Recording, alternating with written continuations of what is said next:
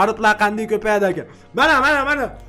Harib viloyatlik deb mana shunaqa yibam, miraz, konchunli odamlar bor-ku. Odam emas ular o'zi.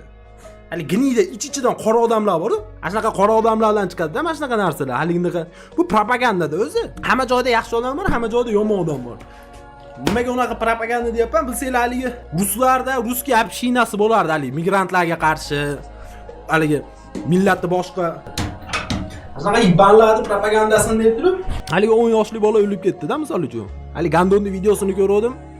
Bilan tipa haligi bolalar bilan ketyapti, ustoz koridorda yig'ilib tursa, siz millatingiz qanaqa deyapti ustozga. Keyin orqasidan haligi tojik bola chiqsa, endi rangi qorroq ekanda u bolani. Keyin uni qo'ylab ketyapti. Haligi ustoz hamma bolalarni olib kirayotganda haligi bola qochib yordi koridorga. Keyin koridorda senzurasiz ko'rdim.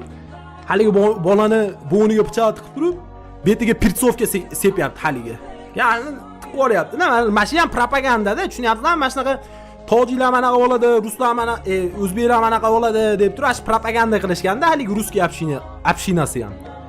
Shuning uchun haligi bir-biringlarni viloyatdan viloyatga ajratmanglar demoqchiman buni gapirayotganim. Hali birovlar harib, andijonliklar manaqa bo'ladi, bu farg'onaliklar bunaqa bo'ladi, toshkentliklar bunaqa bo'ladi, misol uchun. Mana shunaqa deysizlar-ku. Qanaqadir jinnini haligi chestiga tegib qo'ysanglar, haligi odam tiqib yuboraveradi-da. Chunki u noto'g'ri qabul qilib olishi mumkin. U meni onamdan so'kyapti deb qabul qilib olishi mumkin, tushunyapsizlarmi? Shuning uchun o'ylab qilinglar.